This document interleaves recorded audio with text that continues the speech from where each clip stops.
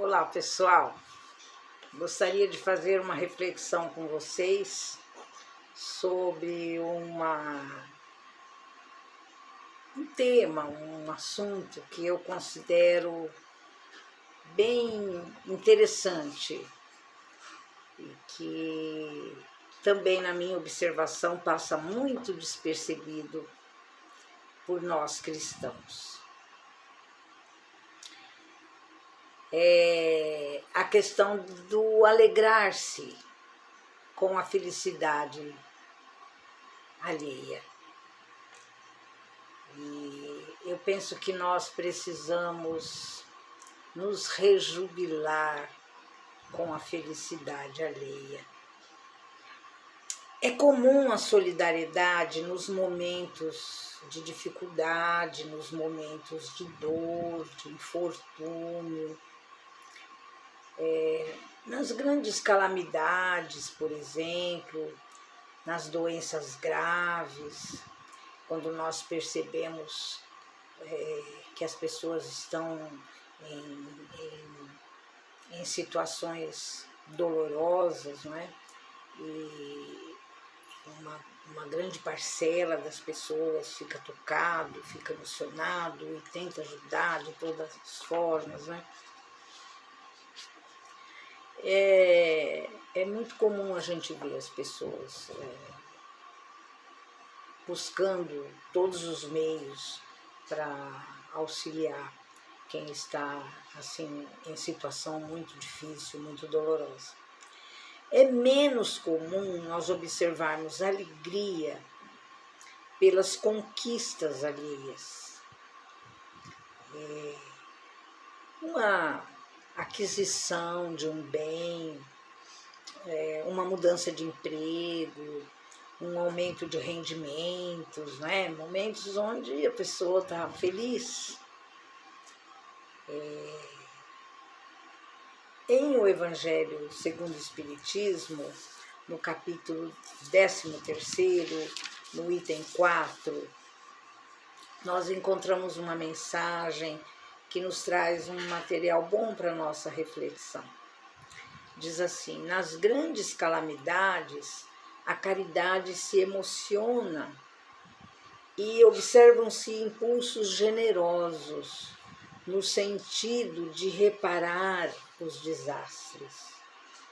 Mas, a par desses desastres gerais, há milhares de desastres particulares que passam despercebidos.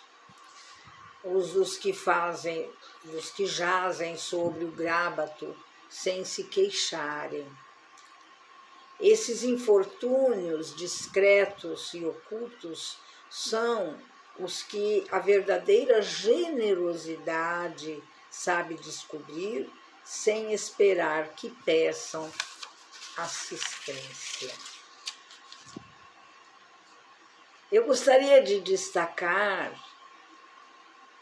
nesse texto o fato descrito de a pessoa estar numa situação péssima e assim mesmo não se queixar.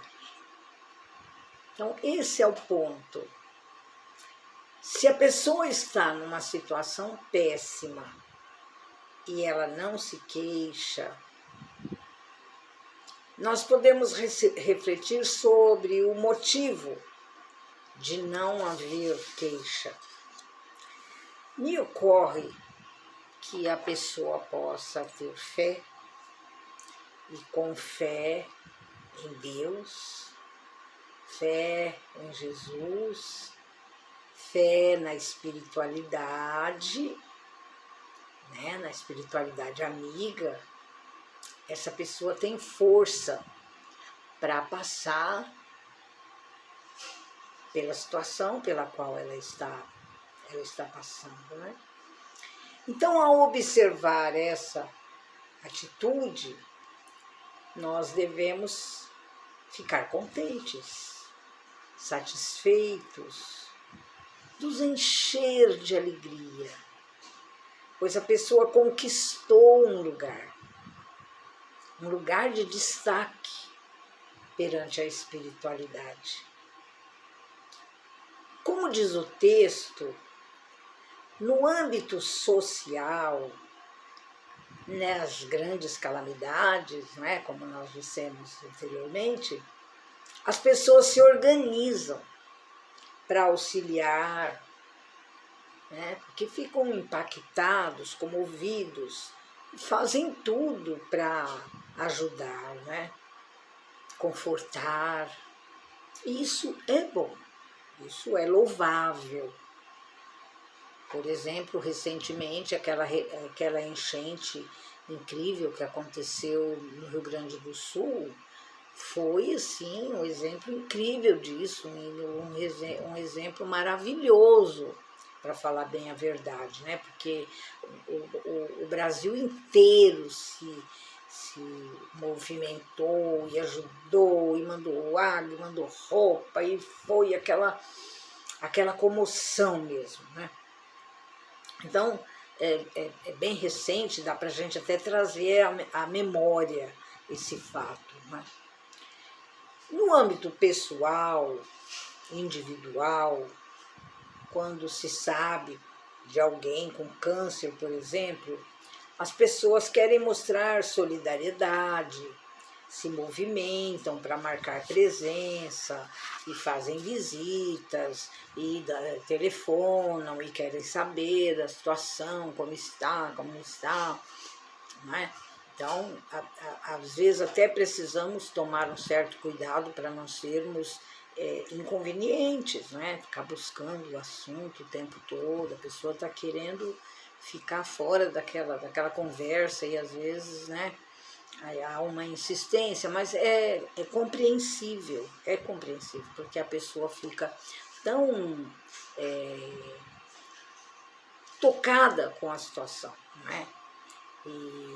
E aí tem essa postura, não é? Quando nós visitamos alguém que está mal, nós demonstramos generosidade, nós vamos levar força, encorajamento, né?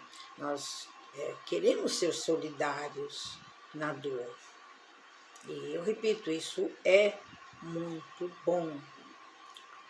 Porém, quando nós visitamos alguém que está numa situação bem complicada, nós estamos bem e estamos melhor posicionados. Estamos levando o nosso melhor para a pessoa. Mas se ao chegarmos, ao nos depararmos com aquela criatura, né, que, apesar da situação, ela demonstra muitas vezes estar melhor que nós, encarando a situação com tranquilidade, não é? Ela demonstra uma ligação com Deus, com Jesus, com a espiritualidade e nos dá uma lição de fé. Nós devemos nos alegrar com essa pessoa, não ficar decepcionado. Eu fui visitar e nem precisava, a pessoa está tão bem, nem está precisando de visita. Está precisando sim, todos nós, mesmo que estejamos com fé, precisamos, né, do aconchego, do carinho dos amigos, né? Então, ficarmos felizes porque encontramos a pessoa bem, ficarmos satisfeitos. Olha, eu encontrei, nossa, que coisa, que exemplo de fé, que maravilha, que bom, não é? Que é, então, o motivo do nosso tema de hoje, rejubile-se com a felicidade alheia.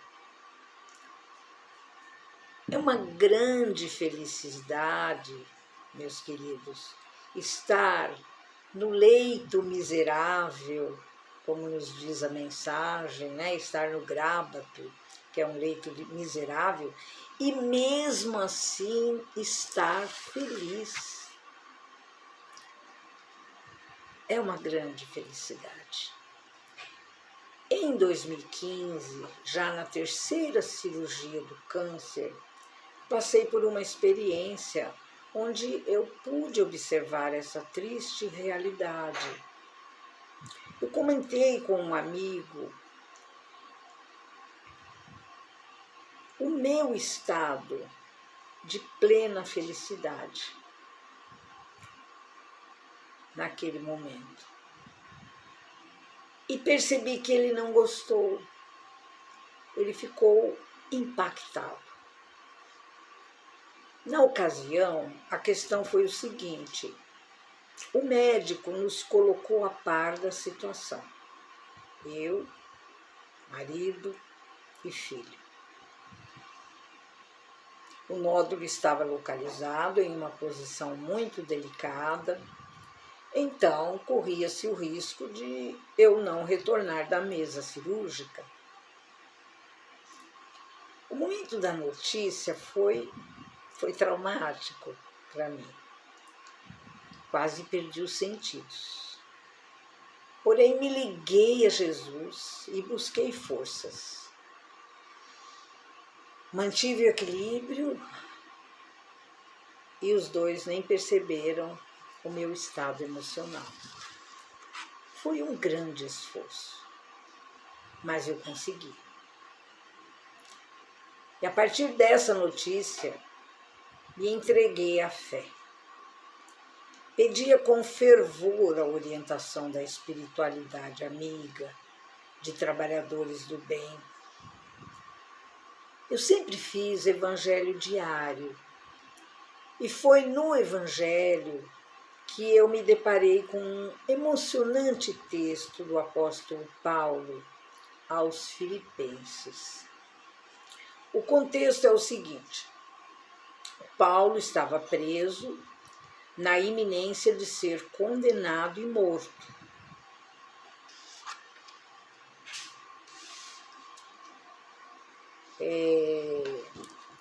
Vamos ler o texto para vocês poderem se situar bem. Ele diz assim, os Filipenses: segundo a minha ardente expectativa e esperança de que eu nada serei envergonhado, em nada serei envergonhado, antes com toda a ousadia, como sempre, também agora, será Cristo engrandecido no meu corpo, quer pela vida, quer pela morte. Portanto, para mim, o viver é Cristo e o morrer é lucro. Entretanto, se o viver na carne traz fruto para o meu trabalho, já não sei o que hei de escolher. Ora, de um e outro lado estou constrangido, tendo desejo de partir e estar com Cristo, o que é incomparavelmente melhor. Mas por vossa causa é mais necessário permanecer na carne. E convencido disto, estou certo de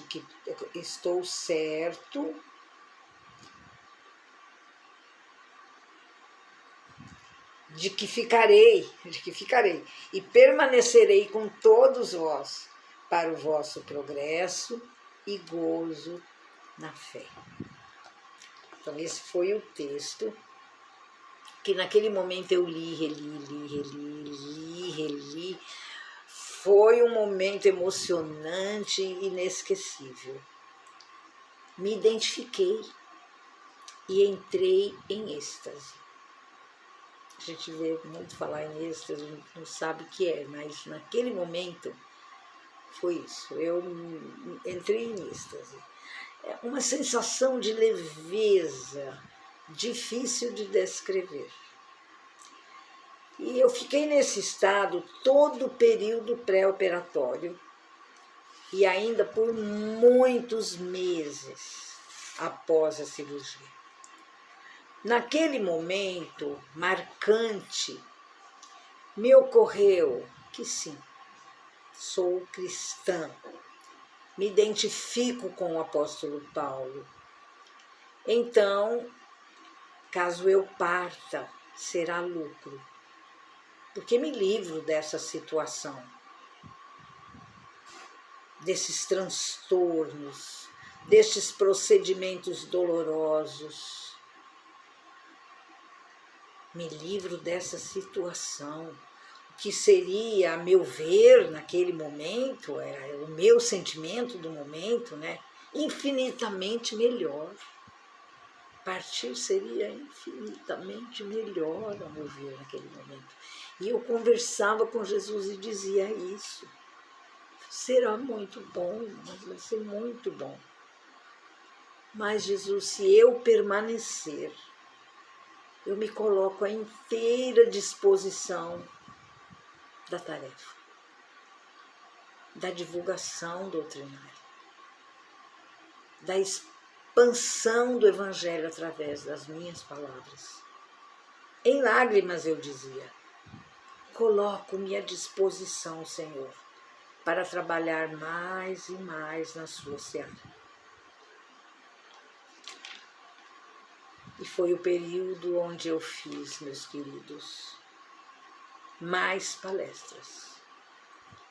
Pessoas que haviam perdido meu contato com a nossa ida para Minas em 2003, me encontraram.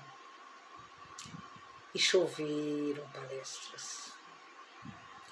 Foi imensa quantidade de palestras nesse período de 2015 a 2020. Quando retornamos, em 2020 nós retornamos para Minas Gerais. Foi palpável a interferência da espiritualidade direcionando a agenda. Como expliquei anteriormente, a tal experiência com o amigo, ao comentar a vivência,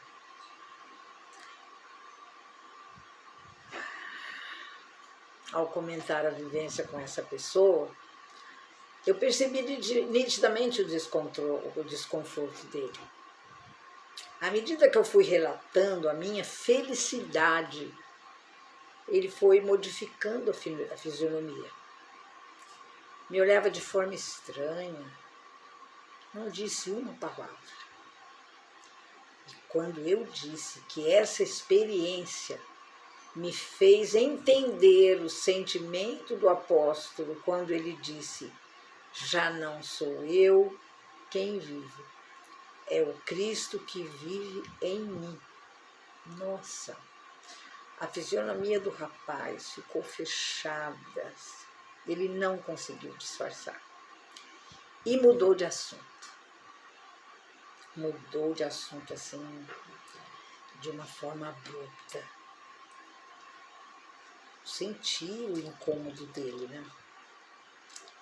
Eu senti o incômodo dele e me senti desconfortável.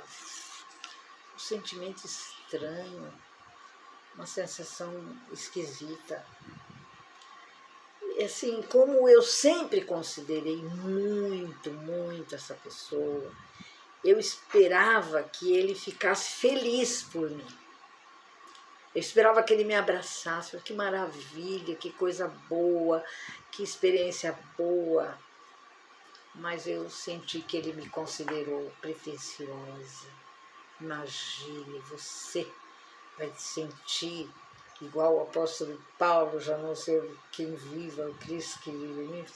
Aquele período foi exatamente isso. Eu andava leve, com uma fé, com uma certeza na vida, tanto aqui quanto do outro lado, não é?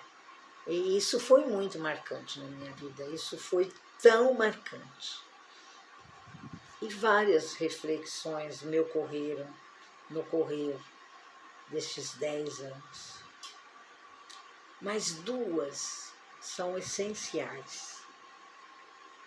Eu aprendi com essa vivência que, no geral, o ser humano é solidário na tragédia, mas não se educou para se alegrar com a felicidade do próximo, com a felicidade alheia. E a outra é que os momentos de crise são como um parto, onde temos a oportunidade de entrarmos na intimidade do Cristo. A Joana de Ângeles nos diz que Jesus aguarda a nossa intimidade da identidade cristã. Da identidade de vida cristã. Nossa intimidade da identidade cristã. Que Jesus aguarda isso. E naquele 2015, eu entrei nessa intimidade. E fiquei meses com a identidade cristã muito forte. Muito forte. Fiquei meses como que nas nuvens. Como que nas nuvens. Parecia que eu não estava vivendo aqui na Terra. Parecia que eu estava em outro ambiente. Isso foi um escândalo para o meu amigo.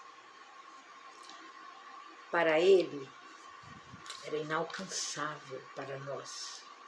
Esse sentimento, esse êxtase. E 10 anos passados, rememorando o fato, eu digo, meus queridos, não é inalcançável. Jesus está ao nosso alcance. Depende de nós, dos nossos sentimentos, da nossa fé. Se o Cristo viver em nós, por segundos, minutos, dias, meses, vamos vivenciar, vamos aproveitar essa experiência com alegria. E de pouco em pouco, vamos expandindo esse nosso viver em Cristo. Vamos marcando em nós, encalcando em nós a identidade cristã. Até que isso se torne permanente. Nós podemos. Confiemos. Ele disse, não vos deixarei órfãos. Ele está conosco. Ele está conosco. Nós é que temos que nos aproximar dele. A previsão da cirurgia era UTI 2 dias, internação 5 dias. Não teve UTI. E a internação foi de 2 dias. Foram 2 dias. Confiemos em Jesus. Ele também não foi compreendido. Quando ele, na sinagoga, leu o texto de Isaías 61, foi um escândalo para o povo da época. Foi um escândalo. Está registrado aqui no Evangelho de Lucas, no capítulo 4, são os versos 16 a 21. Jesus prega em Nazaré e é rejeitado pelos seus. Indo para Nazaré, onde fora criado, então lá estavam quem? Os amigos. Ele foi criado em Nazaré.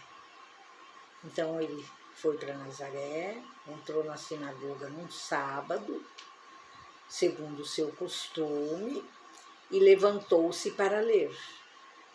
Então lhe deram o livro do profeta Isaías, e abrindo o livro, achou o lugar onde estava escrito: O Espírito do Senhor está sobre mim, pelo que me ungiu para evangelizar aos pobres. Enviou-me para proclamar libertação aos cativos e restauração da vista aos cegos, para pôr em liberdade os oprimidos e apregoar o ano aceitável do Senhor. Tendo fechado o livro, devolveu-o ao assistente e sentou-se. E toda a sinagoga tinha os olhos fitos nele. Então passou Jesus a dizer-lhes: hoje se cumpriu a escritura que acabais de ouvir. Ai, ai, ai. Hoje se cumpriu essa escritura que vocês acabaram de ouvir. E qual foi a reação? Os amigos que esperavam a vinda do Messias,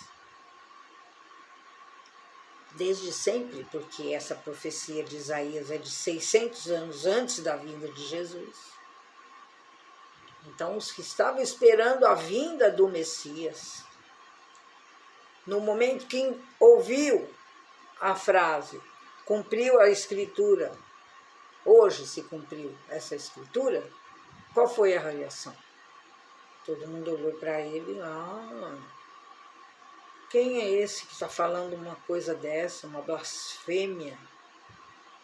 Não é esse o filho do José, o carpinteiro?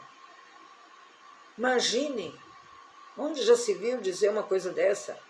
Quem ele pensa que é? As pessoas ficaram furiosas, eram amigos, eram as pessoas que foram criados, que viram ele crescer. Furiosos,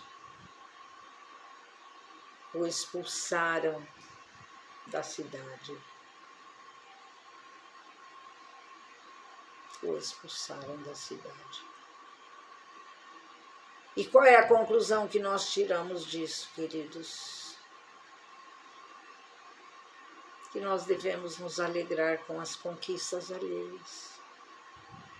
Aqueles amigos deveriam ter ficado felizes, ter se rejubilado, se alegrado, dançado, cantado, porque Jesus estava ali se revelando, mostrando um momento importante. E, no entanto, ele foi rejeitado pelos seus amigos. A conclusão? Alegremos-nos com as conquistas alheias, rejubilemo-nos com a felicidade alheia. E que Jesus, o grande incompreendido da história, possa alegrar o nosso coração. Que nessa Páscoa que se aproxima, nós possamos nos lembrar dele, nesse momento que deve ter sido triste para ele, porque ele era também humano. Os amigos não o compreenderam, não tiveram alcance para compreendê-lo. Fica a reflexão para nós, nesse mês de março, onde vamos comemorar mais uma data do momento onde ele demonstra que a morte não existe, que tanto aqui quanto do outro lado nós estaremos vivos. Que ele nos sustente, nos fortaleça.